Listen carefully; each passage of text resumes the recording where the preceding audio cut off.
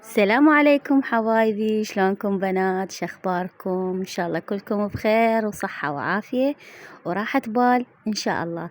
رجعت وياكم فيديو جديد. الفيديو اليوم كلش حلو وممتع وبيه سوالف هواية حلوة، ان شاء الله تستمتعون وياي. واكيد اذا عجبكم ما راح تبخلون عليه باللايك، وخلينا نبتدي الفيديو مالتنا بالصلاة على محمد وآل محمد. اللهم صل على محمد وعلى آل محمد. فاعذروني بنات تأخرت عليكم شوية، لأن تعرفون كنت مشغولة بتحضيرات الحنة وعرس أختي، ويعني هواي شغلات صارت وياي.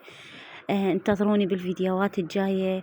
واليوم حبيت أنزل لكم هذا الفيديو، كان آخر غدا ويا أختي. فبما أنه آخر يوم تتغدى بيه أختي يمنة وكلنا مجموعين، قلنا لها شنو اللي يعجبك حتى نسوي الغدا. قالت على هاي اللمة يراد لها جدر دولمة معدل وكنا نشترك بيه ويعني ونسوي. فالمهم بنات قلنا لأمي روحي جيبي لنا شغلات الدولمة سوقي لنا. فهي ما قالت شي خطية، قالت تمام راح أروح أجيب لكم شغلات الدولمة حتى تسووها. فمثل ما راحت للسوق أشوف أمي رجعت بإيدها سمك. يابا وين شغلات الدولمة؟ قالت لا عفوها الدولمة. فإحنا انصدمنا، قلنا لها ليش إحنا مو متفقين نسوي دولمة أو على حسب طلب العروسة؟ فهنا قالت لا. فالوالدة الله يحفظها شايفة وحدة من معارفها هاي النسوان الكبار، فأثناء مدى السولف وياها وشغلات يعني العرس وكذا، وقالت لها بنتي حتتزوج واليوم آخر يوم إلها يمي وراح أخذ لهم غدا. المهم مسولفة لها قصة حياتها كلها ما شاء الله. المهم بنات قالت لها بما انه اخر يوم وتختم العزوبية يمك حياتها يعني العزوبية لازم توكليها سمك. يابا ليش؟ قالت لها حتى الذب خير عليكم وعلى زوجها. فأمي ما شاء الله ما صدقت خبر. هنايا جابت السمك على حسب الأصول وجاية جمالة، جاية فرحانة إنه اكتشفت فد شي هي. قالت لا ما نسوي اليوم دولمة نهائيا، اليوم لازم نوكلها سمك.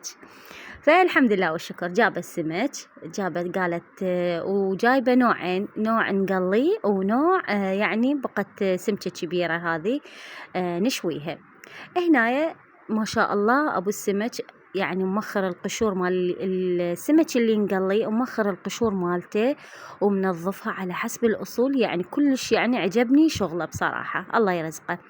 فغسلنا السمك، غسلته أنا طبعا وملحته، ما خليت له أي توابل، بس السمكة اللي مشوية خليت لها هاي الصلصة مالتها.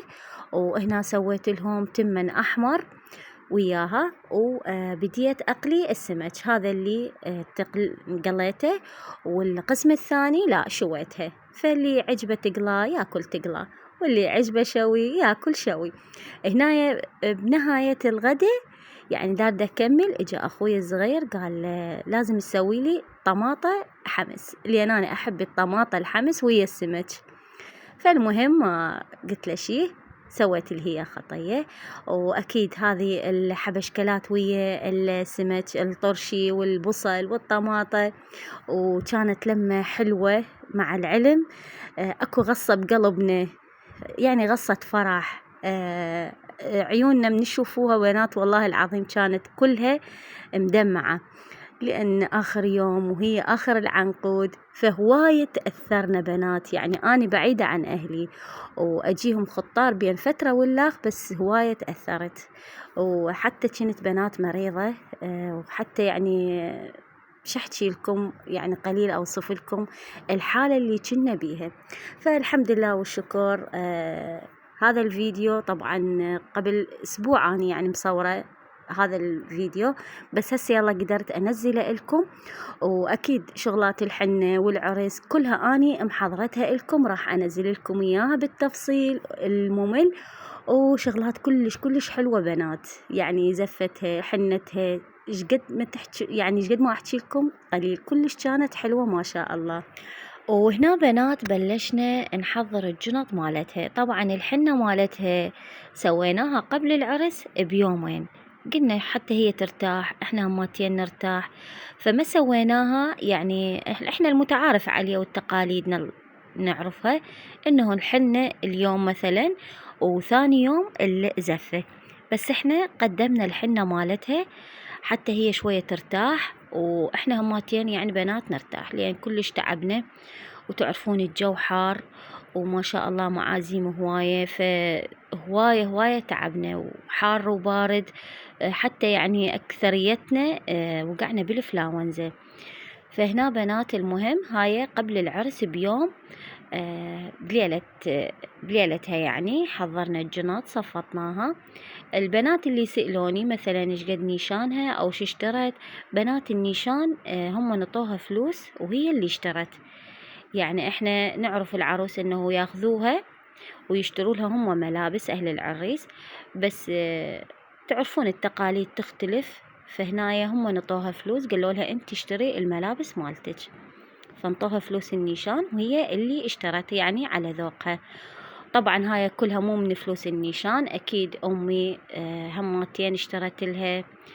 فهنايا كملنا كل الجنط وكل النواقص اللي عندها، وبدينا نحضر الجنط مالتها حتى نروح لأهل العريس نصفتهم بالغرفة مالتها.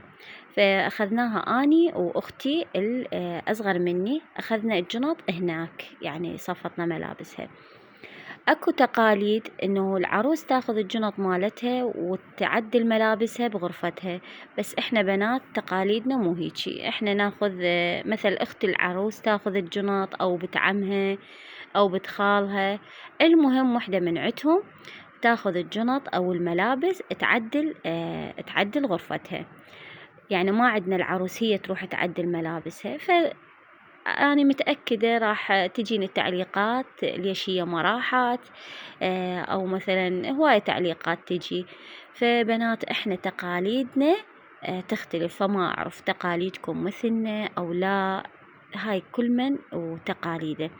فإحنا عندنا العروس ما تروح لغرفتها، أول يعني طبل غرفتها إنه تكون بليلة الدخلة مالتها تدخل لغرفتها. هنا بنات مثل ما تشوفون كملت كل الجنط. واكيد اكو بنات هسه يتساءلون ليش مخلين هذه الاكياس، ليش ما خليتوا الغراض بجنط ثانية؟ بنات هاي اللي بالاكياس هاي بيها عطورات، بيها شغلات تحفيات يعني فرفوريات، ما قدرنا نخليها بالجنط لان تتكسر، فاحنا نقدر نخليها بجنطة كبيرة، نجمع هاي اللي بالاكياس ونخليها بجنطة وناخذها، بس احنا ما اخذناها لان خفنا تتكسر، فشلناها بايدنا. وهنايا بلشنا ننطلق البيت عيال اختي.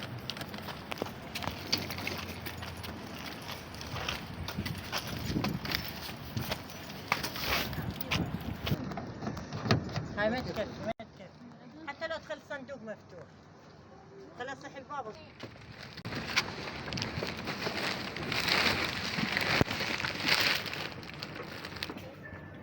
ايده باي باي.